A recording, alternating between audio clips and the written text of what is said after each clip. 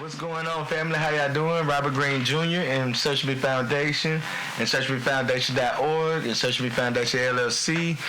And like I said, now we are on all social media sites.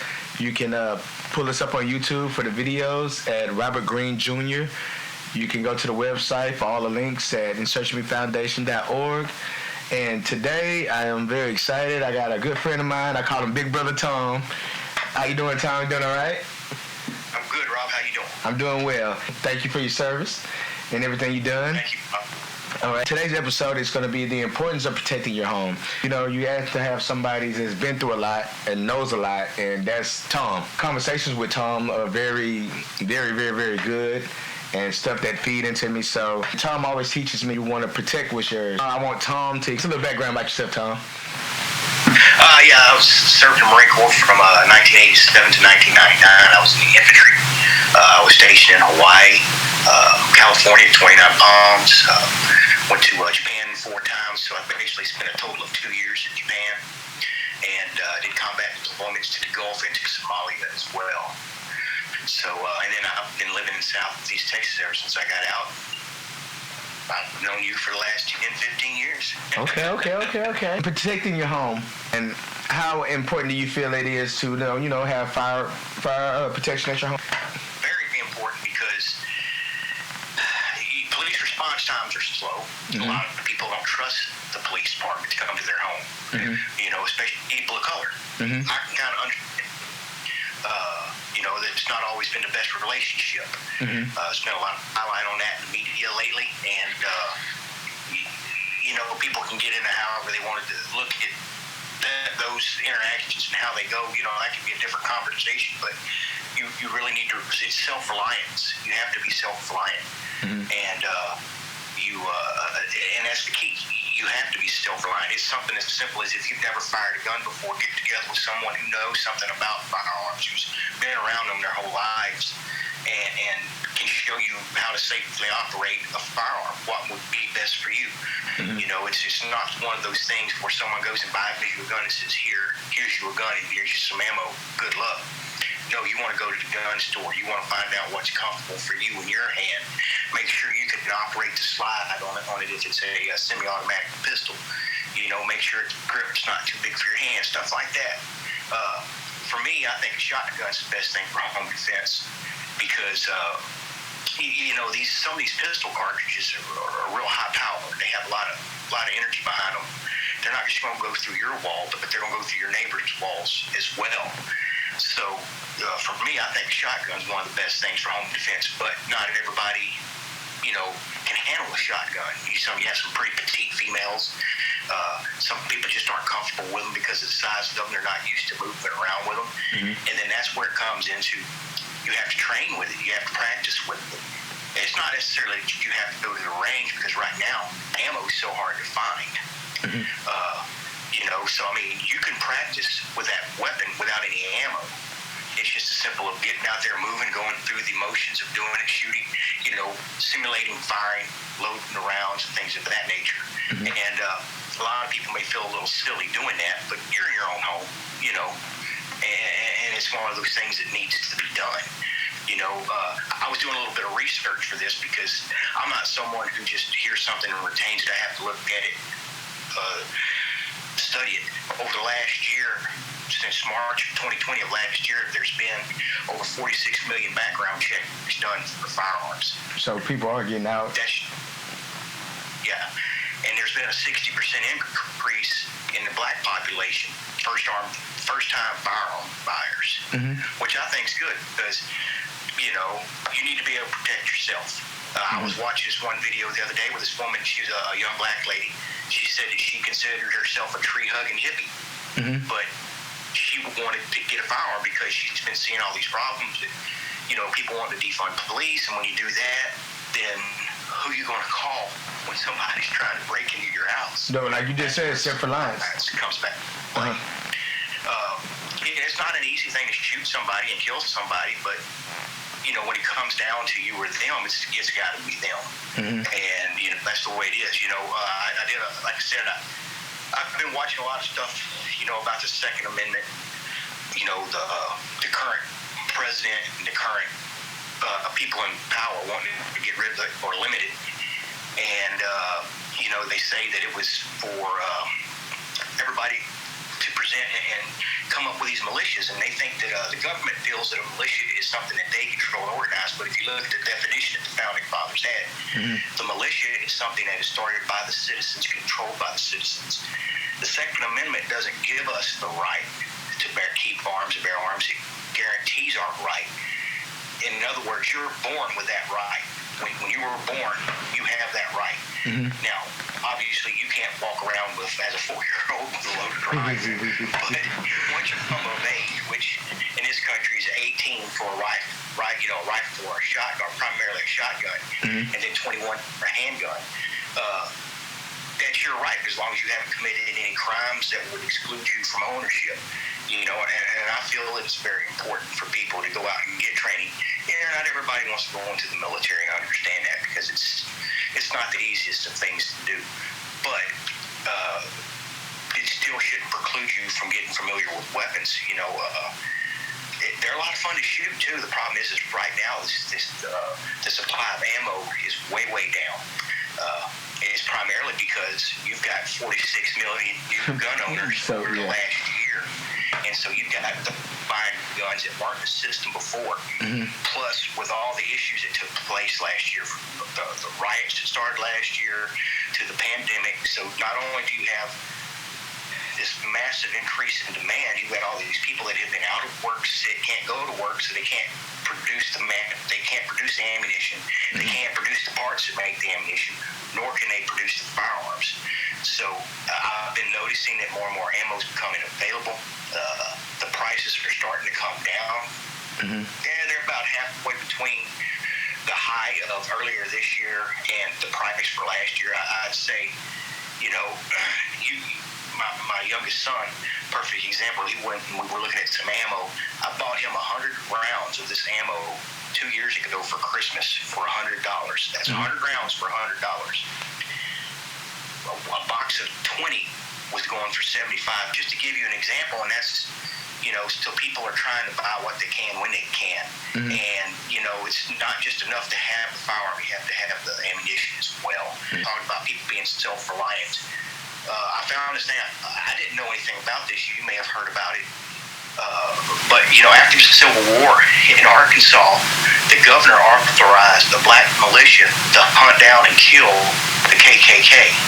Oh, I didn't know that. Because they were so prevalent in the state that they were running around and terrorizing not just the black people but the white people as well. Because the Democratic people back then, they were trying to run everybody out. And so they basically eradicated the KKK out of Arkansas shortly after the end of the Civil War. I'm going to look that up. I like that. It's new information. He let them boys loose, Oh, yeah. I heard it in a video, and one thing I've learned is you have to go and you have to check sources. You just can't take somebody's word, even though you may be knowledgeable. So I did. I got online and I looked it up. Sure enough, this cat authorized them to go and hunt down these KKK. It said that they basically eradicated them. So I'm like, there's nothing wrong with that, And, I disagree with anybody trying to control anybody else's right. I don't care what side you're on. It's your right to be able to defend yourself. And also, black folks, they weren't really. You can't really point your finger and say, here's a law that says you cannot own a gun. But from the 40s until the mid to late 60s, and even early 70s, it was uncommon for very many black folks to own a firearm because they were scared to death of what might happen if they get caught with it. MLK even applied for a concealed carry permit after his house was bombed, and the Democratic powers to be said, no, you can't have one, and there's not reasonable cause for you to have a concealed carry firearm. Had his house firebombed, and they still denied his right to protect himself and his family. Wow. We all know what happened in the end. Yeah. So it's and a lot of people say, oh, well, guns are dangerous. I've got tons of guns in my closet that haven't killed anybody. The only thing they've killed is animals, hogs, deer, whatever. The gun is a tool. Okay. It's only as good or as bad as the person holding it. And, that's the way I look at it. You try and look at data that the government turns loose, and sometimes the data gets 2 or 3 years old because it takes so long for all the reporting to come in and take place and look at it. And, people are talking about the big thing in government, and even amongst a lot of people, is they want to ban AR-15s. And,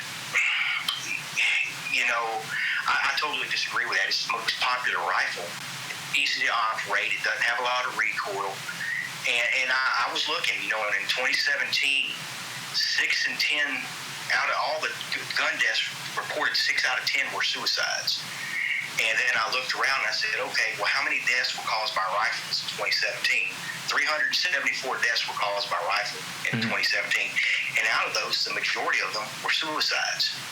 Now, that's just not AR-15s. Yeah. It's all different sorts of rifles, hunting rifles. I mean, that could be, an accident where somebody's out hunting, they're not real familiar with the firearm, they lay the weapon up against a tree, they've got it around in the chamber, it slides, falls, and hits the tree and shoots them. That happened to a friend of mine's brother when I was in high school. They were out hunting, and he leaned his rifle up against a tree, and it slid, fell, hit a branch on a side tree, and shot him in the back of the head. Wow. Basically blew his head. So I'm like, wow. So I was like, okay, how some of these numbers broke down. Now, granted, in 2017, 374 rifle deaths. The total of people that were killed by gun violence was 39,773. That's what their numbers are in 2017. Okay. 16 of those were suicide. 37% were murders, which was roughly 14,452. Of those, 374 were rifle deaths. Unintentional were 486. Law enforcement killed 553. Oh, damn. Undetermined, meaning they didn't state in a report what weapon was used, what type, pistol, rifle, shotgun, or whatever, was 338. And in that same year, 656 people were beaten to death with hands or feet. Damn, that is crazy. I'm like, and in 2019, there were 364 rifle deaths, which actually there were less in 2019 and 2017. And in that same year, 397 people were killed with clubs or hammers. Damn. They give you a very broad spectrum of numbers to look at and stuff like that, but you can't. That's where you have to check their sources. Okay. And I don't trust any news source. Now, me preferably, I do watch some Fox News, but I don't watch CNN because they're both slated to one side or the other. You're right. And you really have to. What you do is you get the report, you look at it, and then you try to do your research. And these numbers I got were off the FBI. Go to one news group, they may omit that. Oh yeah. You got to count suicides in with this, and that's the good majority of it. And especially now, with this pandemic, people are getting sick and tired of being cooped up in their houses, looking at the same people all day long, wearing damn masks, not being able to work. A lot of people are hurting for money. And now that these restrictions are getting lifted, people are losing their damn minds. Yeah. And they forgot how to act in public. And in conjunction with everything else that's going on in this country, there's a potential, that they're wanting to get rid of so many police. Think what you want about police, but people do tend to act a little bit better. There's consequences to actions, and there's a direct correlation, to the police presence in crime. Now, depending, the police response chain varies to every city that you live in. But if somebody is breaking into your house at 2 o'clock in the morning and there's a 9-minute response time where you live, which is probably about average, I don't know. I mean, it just depends on the size of your city and where you're at. 9 minutes is a long time to stand there and wait on somebody to come in and rob you, kill you, rape your wife, your kids, or do whatever.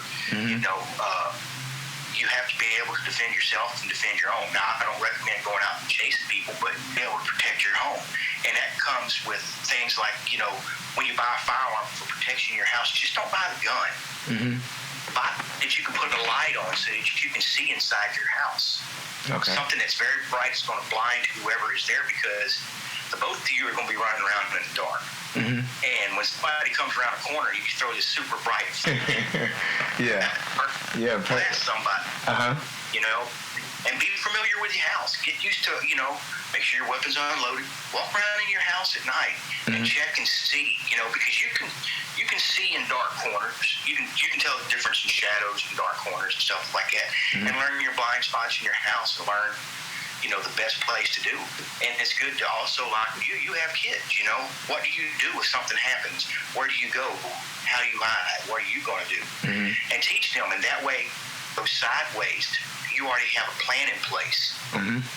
Okay. You know, okay, if this goes down, my kid's going to be in this place, and I know where to go to get them or where I need to get to protect them. Okay. Well, I'm glad you brought up the kids, because I have a question for you. What is a good age where you can start teaching if such happens? I mean, from your, what would you think? What would you think? Like my kids, when they were in junior high, but earlier with pellet gun, but the concept of teaching them that when you shoot a target, you have to worry what's behind that target, not just target, because in a stressful situation, people are going to miss their target, especially a child. Okay. So you have to teach them, okay, you don't have to worry about just your target. You have to worry about what's between you and the target and what's behind the target, to the left and to the right. Okay. You know, that's why when people go hunting, they don't allow them to shoot across the road, because, you know, when you're looking through the scope or through the sight of a weapon, you're only seeing a very narrow field of view. You know, somebody could be walking, riding a four-wheeler, or driving a vehicle, and you go to pull the trigger, and next thing you know, you done kill somebody. You know, that rule's there for a reason, because it's happened. You know, they'll take everything you got. They'll throw you in jail. They can throw you in jail for hunting across the road if they want. You know, especially if you shoot across the road. Yeah. Game warden, you know, they have a lot of power. But probably, you know, sometime in junior high, everybody knows their kids. Some kids just aren't ready for it. Okay. You know, some kids are squirrely. You know, and it's just the way it is. Not that they're bad. It's just every kid develops differently.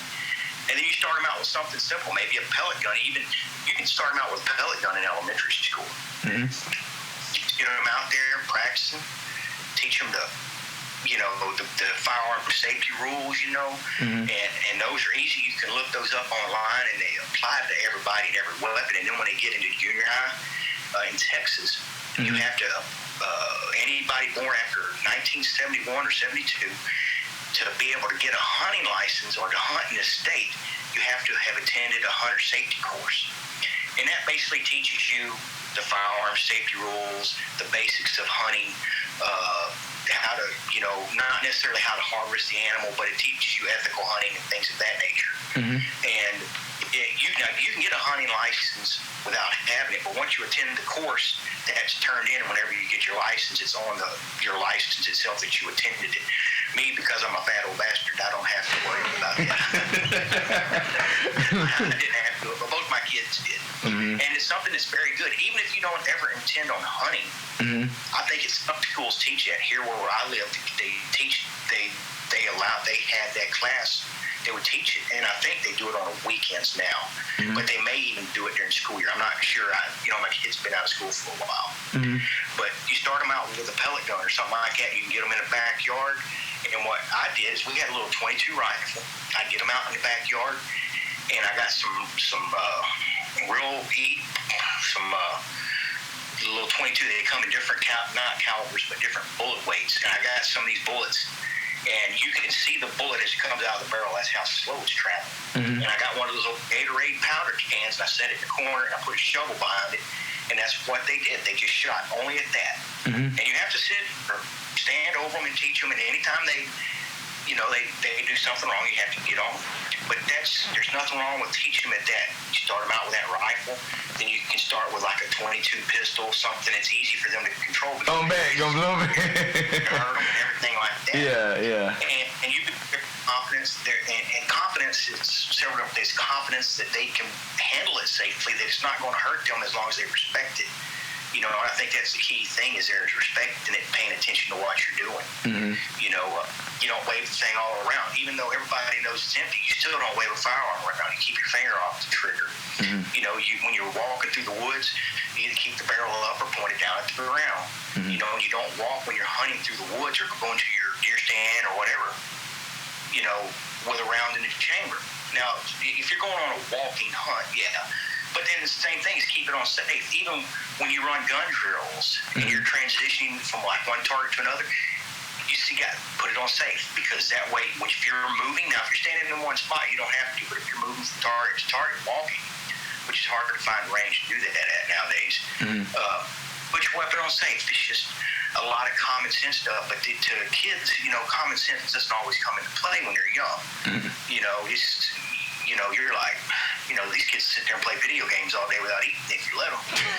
Some grown men will too.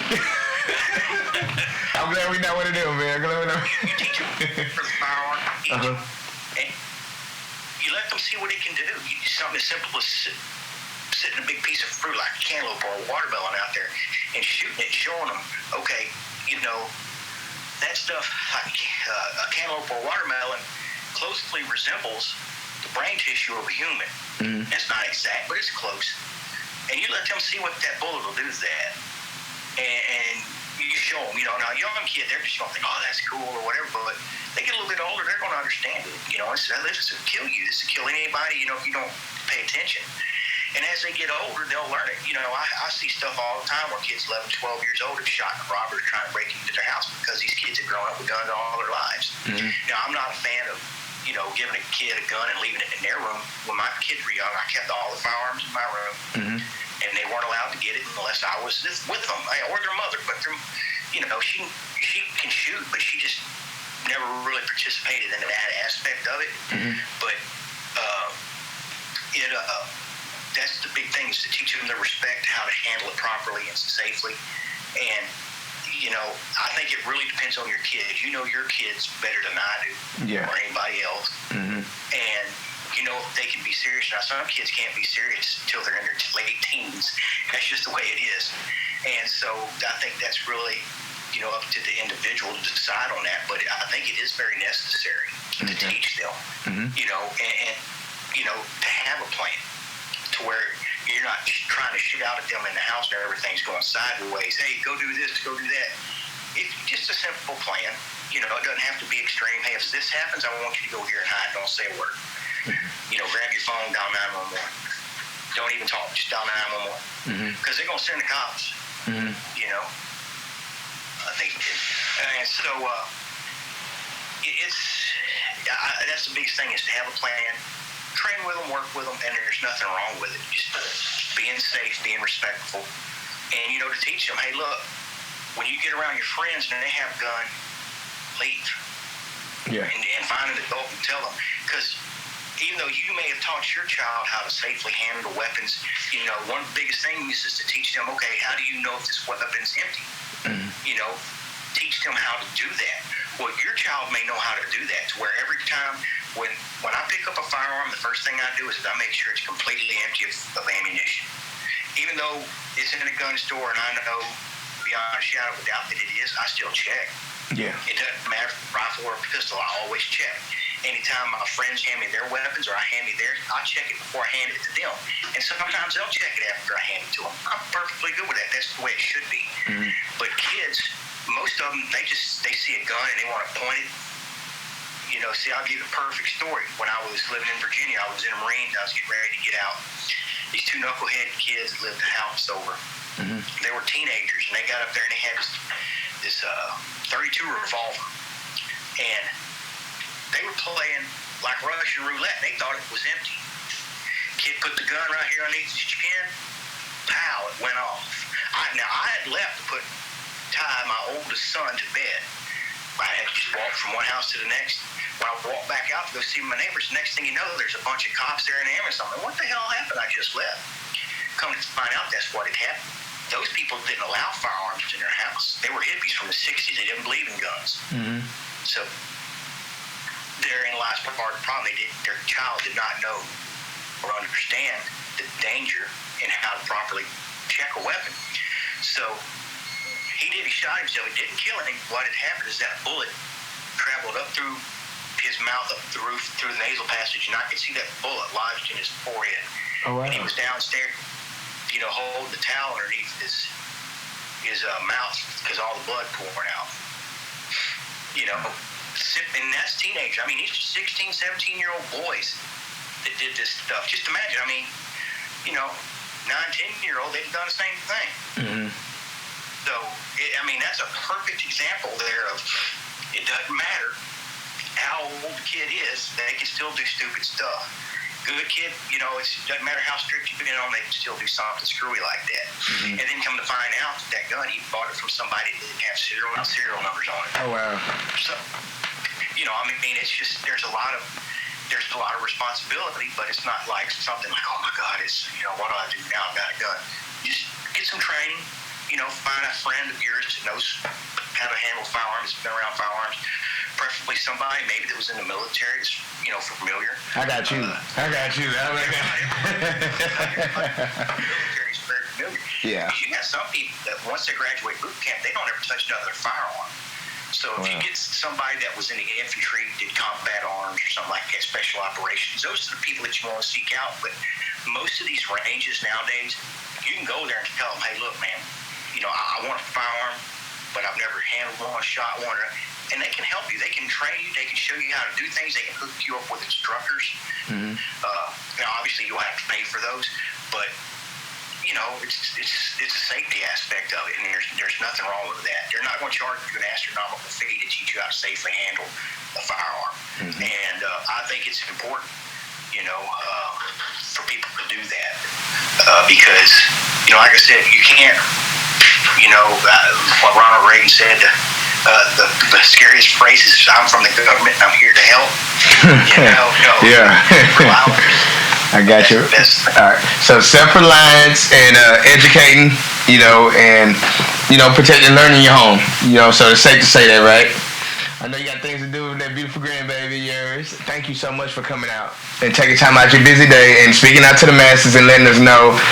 You have educated me on some things, as always. You always one phone call away, and I want to thank you for that. Always being a big brother to me, a mentor, and I love you for that, Tom. Thank you for everything, and once again, thank you for coming out. Next time, you're always welcome on the show. You have a good one, Tom. Thank you.